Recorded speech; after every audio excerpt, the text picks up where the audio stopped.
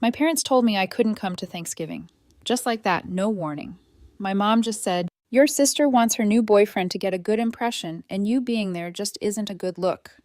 I was just standing in my garage with grease all over my hands, feeling the cold air on my neck when she hung up. I didn't argue. I didn't beg. I just put the phone down and stared at the floor like it had some answer for me. I thought that was it.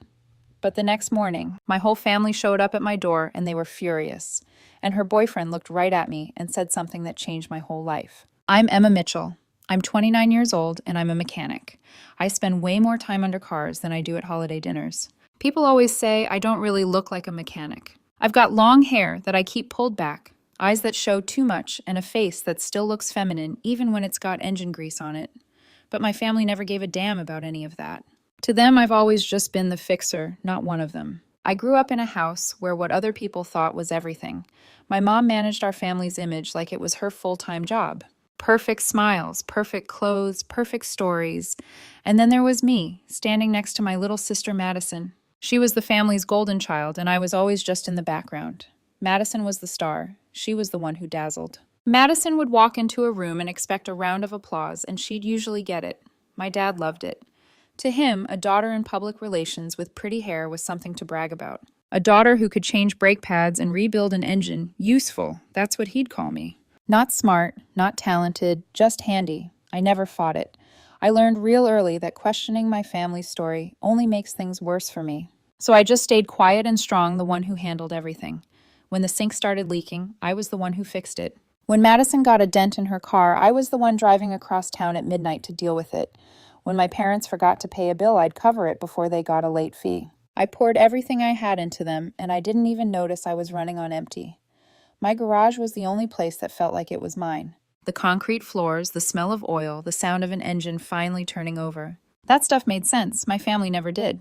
An engine doesn't get embarrassed by me. It doesn't compare me to Madison. It doesn't ask me to be smaller. So when Mom uninvited me from Thanksgiving, I can't say I was surprised. It still hurt, though. It hurt bad, a deep ache I didn't want to face, but it wasn't new. She used that same soft, polite voice she always uses right before she says something really cruel. "Your sister wants her boyfriend to have the perfect first impression," she'd said. "She thinks you being there might complicate things." I just stared at my phone for a long time after I hung up. The lights in the garage buzzed over my head, flickering on the truck I was fixing for Mr. Henderson. Outside, I could hear the wind whipping against the doors. Winter was coming. It felt so weird to think that my own family would kick me out of a holiday that's supposed to be about being thankful.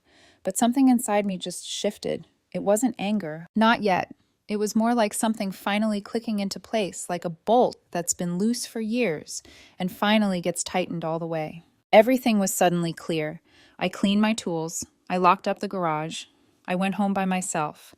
And for the first time in my entire life, I started wondering what it would be like to build a life that didn't have them in it at all. The next morning, someone was banging on my door so hard it shook the whole frame. I was barely even awake. My hair was a mess when I opened it, and my whole family was standing on the porch: Mom, Dad, Madison, and the new boyfriend she was so proud of. Their faces were flushed from the cold, but mostly from being mad. Mom didn't even bother to say hi. "Why'd you go and tell everyone you weren't invited?" Her voice was sharp, cutting right through me. "I didn't tell anyone," I said. "You had to have," she snapped back. "Grandma called us asking what was going on. Do you have any idea how embarrassing that was?" Embarrassing. That's the same word she used about me, about how I'd ruined Madison's perfect introduction. Then Dad jumped in, shaking his head like I was a problem he was sick of dealing with. "You always twist things, Emma. Always making us out to be the bad guys." Madison crossed her arms, all bundled up in a fancy cream coat that looked brand new. She looked me up and down like my baggy t-shirt and pajama pants were a personal insult to her. "I honestly can't believe you're doing this right now," she said. "You know how much pressure I'm under." Pressure? I almost laughed. But then Madison's boyfriend stepped up, hands in his pockets, just watching everything quietly. Tyler Brooks. He was tall, clean-cut.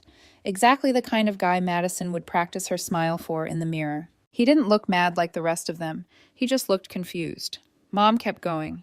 "You should have just understood that Madison is trying to build a certain image. Her whole career is on the line, and you'd just show up in your work boots smelling like engine oil." Dad cut in. "It's not a crazy thing to ask you to stay home for 1 year." Madison added, "It's literally not a big deal. I just let them talk. I let them pile on all their excuses and their reasons.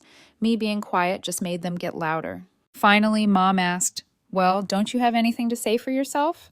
But before I could say a word, Tyler spoke up. "Hang on a second," he said slowly, looking right at me. "Wait, you're Emma Mitchell." The whole porch went dead silent. Madison blinked. "What are you doing?" she hissed at him, but Tyler wasn't even looking at her. He took a step closer to me. "You're the Emma Mitchell who restored that '72 Charger, the one from the forums." People couldn't stop talking about it. I couldn't breathe. Not because he knew who I was, but because my own family had no idea. They didn't know about the one thing I was so proud of. Madison's jaw just dropped. "What? No, she just fixes cars." Tyler shook his head. "No, she builds them. She restores them. I've been following her work for months." Dad just scoffed. "You've got to be kidding." Mom was frowning, totally thrown off. Madison's face went bright red. It was the kind of red that starts at your neck when your whole world falls apart. Tyler just kept looking at me, and he actually looked impressed. "Your work is incredible," he said. And just like that, their whole little world started to crack. Madison's perfect image was crumbling. Mom didn't know what to say. Dad wasn't so sure of himself anymore. Everything was collapsing. For the first time ever, someone in their circle was looking at me. Not like I was just a tool or some embarrassment, but like I actually mattered. And you could tell they hated it. For a second, nobody said a thing. It was just cold and quiet. My family just stood there completely frozen. They were totally blindsided. They never planned on someone seeing something in me that they refused to. Mom was the first one to snap out of it. She stepped right in front of Tyler, forcing a smile. "Well, that's all very nice, I'm sure, but it doesn't change a thing. We're here because we need to talk about your responsibilities." That word, responsibilities. I felt like that word was a ball and chain I'd dragged around my whole life. Dad cleared his throat. "The roof's leaking again. We need you to check it out today." Madison jumped right in. "And I need money for decorations for the holiday event. You know how important it is." "Can you send it over by this weekend?" I just stared at her. "You're asking me for money after you uninvited me." She rolled her eyes like I was being a total drama queen. "Don't be silly. This is different. I can't have my event look bad." "It's a reflection on my work." Mom gave a sharp nod. "Family helps family. Or did you forget that?" I almost laughed out loud. The irony was so thick I could barely breathe. They didn't come here to say sorry. They came to get what they wanted. Tyler's eyes went from them to me, then back again. "Are you serious?" he asked quietly. "After everything you just said to her." Dad snapped, "This has nothing to do with you." But Tyler stood his ground. He looked at me with this understanding I wasn't used to. "Is this how they usually are?" I didn't say anything. I didn't have to. Madison threw her hands in the air. "Can we just focus, Emma?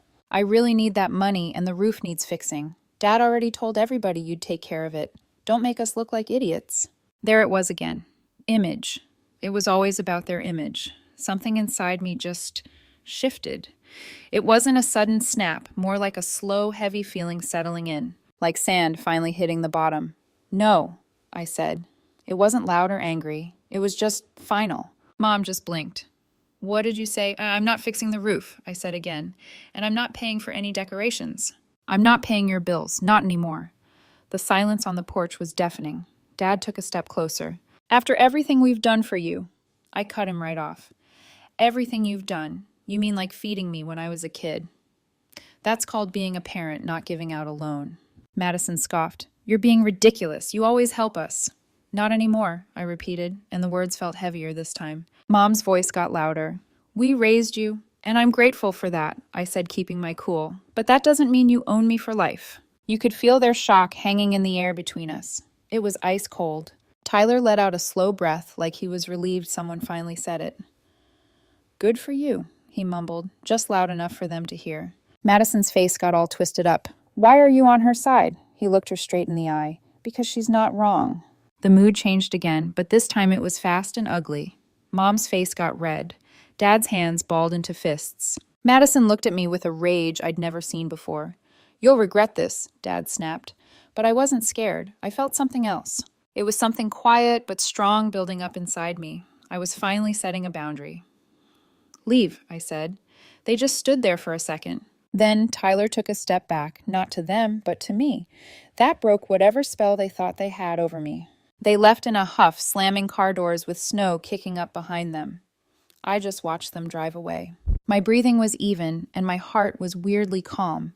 I knew I'd drawn a line in the sand, and there was no going back. By the time Christmas Eve rolled around, snow was already piled up against the garage doors. Inside, you could hear the heaters humming. The string lights made everything glow, and the whole place was filled with laughter, the kind I never heard back at my parents' house. Mr. Henderson was telling stories about his old mail route during snowstorms. The kids from the shelter were messing with each other about some burnt dinner rolls. Little Sophie was running around with this lopsided, star-shaped cookie. Rachel gave me this huge hug. I actually had to laugh, just to get her to let go. Nothing about this was fancy or perfect, but man, it was real. For the first time ever, I felt like I actually belonged. I was just grabbing some more cider when the garage door started shaking like crazy and everyone jumped. Before I could even react, the doors flew open. A blast of cold air hit us, and I heard three voices I knew all too well. It was Mom, Dad, and Madison. Their faces were red from the cold, but also from something else. Pure anger, ready to explode. Mom pointed right at me like I was some kind of criminal. "You made a fool out of us." Her voice bounced off the ceiling.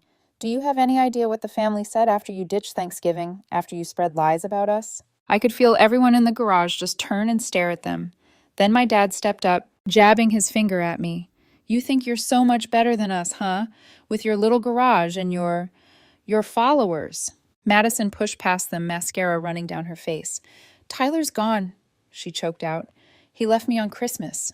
He said he needed a break from my family and from me." She looked at me with pure hate in her eyes. "This is all your fault." People in the room started whispering. The kids were just staring. Rachel pulled Sophie closer. Mr. Henderson got up slowly, holding his cane. "I didn't make him leave," I said, my voice low. Madison just shrieked. "You stole him from me." Then we heard Tyler's voice from behind them. He stepped into the doorway with a little snow on his coat. "No," he said, his voice firm. "She didn't." Madison whipped around to face him. "What are you doing here?" The way he looked at her, it made my stomach sink. "Because I wanted to be somewhere real tonight. Your sister, she built something here, and you never saw her for who she really is."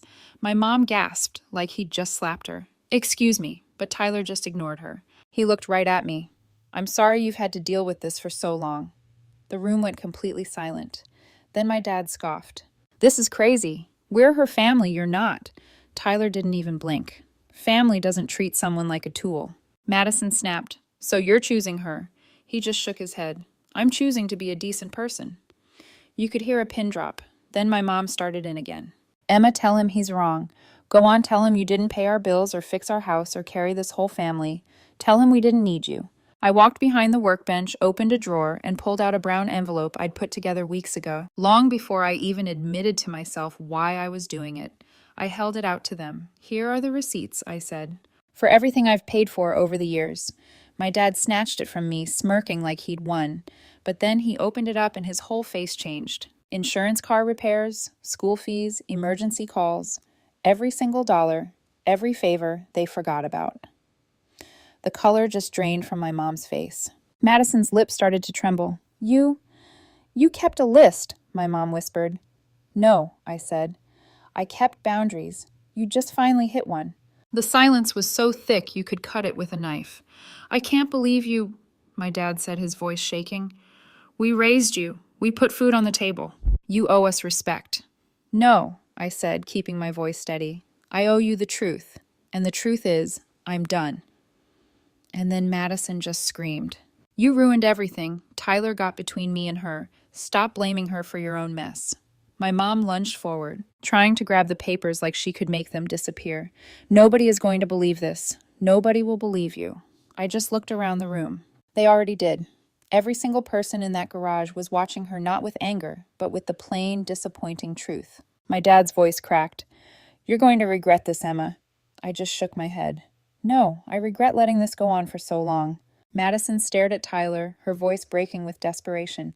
"Please come home. This isn't who we are." Tyler looked at her with a sadness that felt final.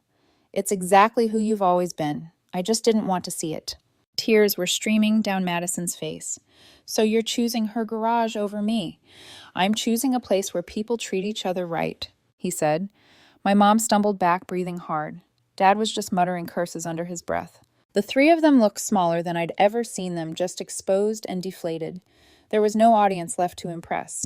I opened the garage door wider and stepped aside. "Leave," I said. For the first time in my life, they listened. The snow covered their footsteps as they walked back out into the night. Their shapes just faded into the storm until they were gone. Tyler turned to me. "You okay?" I nodded because for the first time, something inside me felt settled. It wasn't anger. It wasn't a win. It was just peace. I walked back into the warmth of the garage where my real family was waiting patiently. "Let's eat," I said. And it was like the whole room could finally breathe again. The storm kept going all night, but inside that garage, something had changed. It felt like I wasn't carrying the weight of two families anymore. After my parents were gone, people slowly went back to their food, back to their conversations and their laughter. It wasn't forced or awkward. It was gentle, the way things start to heal. Tyler stuck around for a bit, helping Mr. Henderson get to his car and packing up some leftovers for the kids. When he finally left, he put a hand on my shoulder just for a second. It was an honest touch. "You built something good here," he said. "Don't let anyone take it from you." In the days after, the silence from my parents didn't feel like a punishment. It felt like space. Space to breathe, space to grow, and space to remember that I didn't need their permission to be me. Work at the garage started picking up. The teens came back for their Saturday lessons. Rachel and Sophie even stopped by with a thank you card. Even the winter sun seemed a little warmer through the windows. Christmas passed and January settled in. And for the first time in my life, I felt this calm about having a future that was all mine. A year later, I stood outside my garage watching the snow drift across the parking lot with the lights glowing warm behind me. My life wasn't perfect, but it was finally mine. It was steady, something I'd chosen and earned. I wasn't fighting for a seat at a table that never wanted me. I built my own, and somehow it filled up all by itself. If you've ever had to walk away just to save yourself, you're not alone. Share your story down below and make sure to subscribe for more.